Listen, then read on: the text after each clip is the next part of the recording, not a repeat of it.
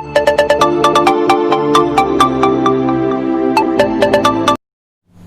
आप सभी का आपके YouTube चैनल जंसर में। जैसा कि हमारी चर्चा संस्कृत व्याकरण में कारक प्रकरण पर चल रही है और पिछले 4 कारक और 4 विभक्तियों की चर्चा हम कर चुके हैं। आज हमें पंचमी विभक्ति अपादान कारक, जो कि 5 नंबर का जो कारक है, उसके बाद यहाँ पर करनी है। तो सबसे पहले हम ये समझते हैं कि अपादान का मतलब क्या है, और कारक तो हम समझ चुके ही हैं, और पंचमी विभक्ति क्या है। जब हमने पिछला संप्रदान कारक, चौथा कारक समझा था, तो वहां पर हम किसी भी वस्तु को जोड़ रहे थे या वहां पर जुड़ने की बात कही जा रही थी। अपादान कारक में इसका ही उल्टा है या इसका ही विपरीत है कि यहाँ पर किसी भी वस्तु को पृथक करना या अलग करने की बात यहाँ पर की जाएगी। इसलिए थोड़ी सी हमें कॉमन बात है जो यहाँ पर ध्यान रखना है कि संप्रदान कारक में वस्तु को जोड़ने की बात करी जाती है, आकर्षित करने की बात करी जा रही थी, और अपादान कारक में वस्तु को पृथक करने की बात करी जाएगी। ठीक है, तो अपादान कारक का जो सूत्र है या अपादान कारक को परिभाषित करते हुए संस्कृत व्याकरण में पाणिनि आचार्य ने एक सूत्र बताया, ध्रुवम पाय अपादान। क्या? ध्रुव पाय अपादान मतलब यही पहले तो अपादान कारक का विधायक सूत्र है। मैं आपको पहले बता चुका हूं कि विधायक सूत्रों से प्रश्न पूछे जाते हैं, इसलिए आप सभी विभक्तियों के और सभी कारकों के विधायक सूत्रों को ध्यान में रखें। बात करते हैं ध्रुवम पाय अपादानम से। सबसे पहले आचार्य ने कहा कि ध्रुव का मतलब है कि कोई भी वस्तु वो अखंड हो, स्थिर हो, उसे यहाँ पर ध्रुव कहा जाता है। उसके बाद अपाय, अपाय का मतलब है अलग होना।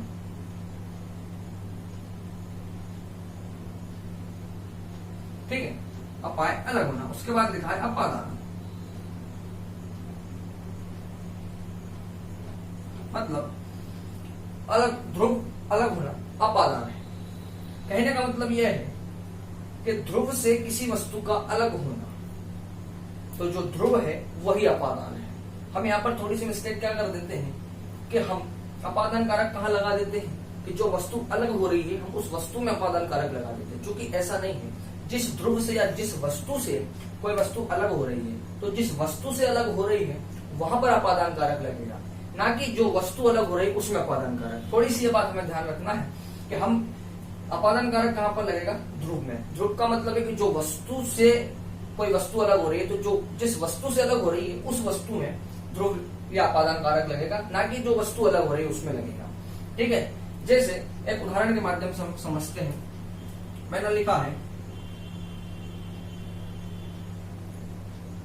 वृक्षात्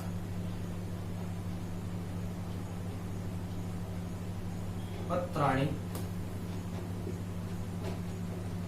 पतन्ति। वृक्षात् पत्राणि पतन्ति, वृक्ष से पत्ते गिरते हैं या अलग होते हैं। अब यहाँ पर अलग होने का कार्य किया जा रहा है, तो यह हमें पता है कि यहाँ पर संप्रदान कारक है, लेकिन कहां पर है?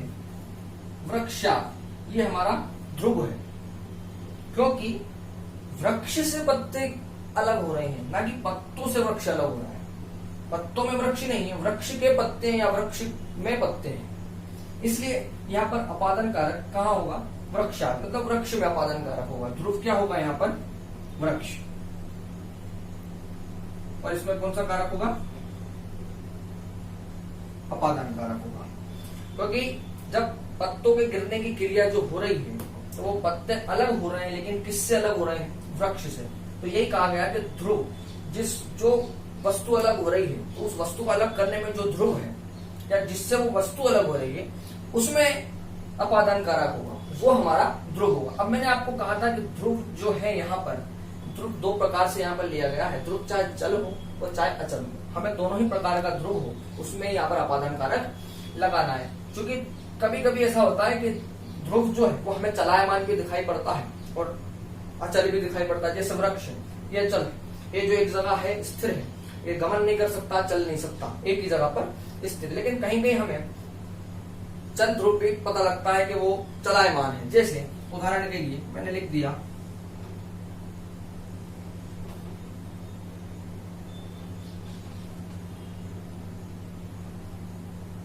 धावतः अश्वात् पतति।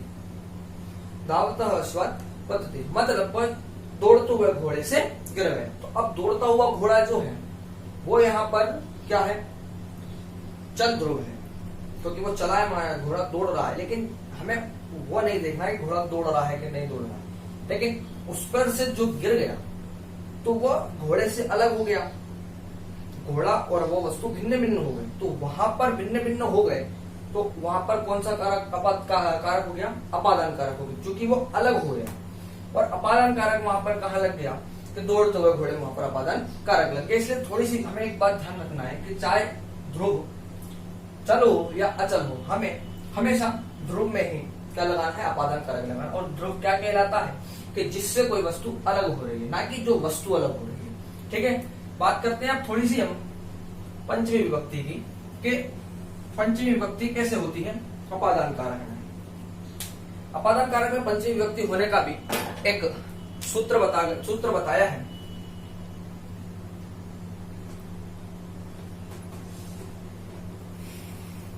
पंचमी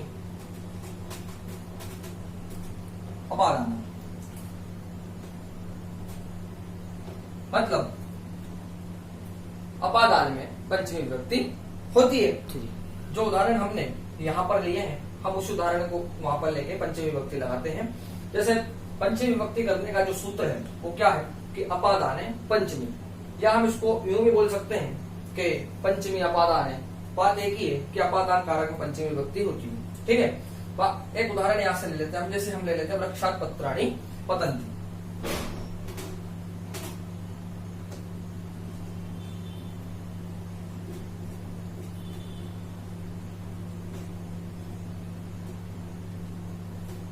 वृक्षात् पत्राणि पतन्ति। जैसा कि आपको मैंने बता दिया है पहले कि जो अपादान कारक है वो ध्रुव में होगा, और ध्रुव क्या इसके बाद हमारी हो चुकी। तो यहाँ पर ध्रुव क्या था हमारा, वृक्ष।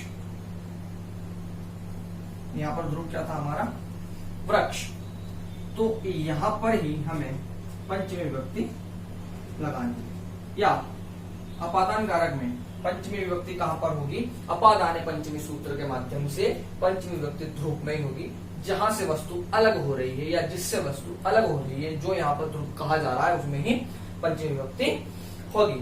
जैसे मैंने एक उदाहरण और जैसे मैं आपको बोल देता हूं कि ग्रामात् या महेशा ग्रामात् गच्छति, मतलब वो ग्राम से गांव से जाता है। तो महेश कहां से अलग हो रहा है, महेश गांव से अलग हो रहा है। तो वहां पर जो ध्रुव है वो क्या है, वहां पर ध्रुव है गांव। तो वहां पर अपादान कारक किसमें है, गांव में है, ग्राम। और पंचमी विभक्ति भी कहाँ लगेगी, गांव में या ग्राम में ही वहां पर पंचमी विभक्ति लगेगी, क्योंकि जहां जो ध्रुव है वहीं पर पंचमी विभक्ति लगती है। एक कंफ्यूजन की बात जो थी मैंने आपको पहले ही बता दी है, मैंने पहले क्लियर कर दी है कि आपको केवल में ये ध्यान रखना है कि वस्तु जिससे अलग हो रही है उसमें अपादान कारक लगाना है, जो वस्तु अलग हो रही है उसमें अपादान कारक नहीं लगाना है। क्योंकि जिससे अलग हो रही है वो वस्तु ध्रुव है, जो अलग हो रही है वो वस्तु ध्रुव नहीं है। ठीक है, ये हमारी पंचमी विभक्ति अपादान कारक है। इस प्रकार ही अब हम अगला कारक जो है छठवां कारक, उसकी चर्चा अगली वीडियो के माध्यम से करेंगे। यदि आपको ये वीडियो पसंद आया हो तो इसे लाइक शेयर जरूर करें, और आपने मेरे चैनल को सब्सक्राइब नहीं किया तो मेरे चैनल को सब्सक्राइब जरूर करें।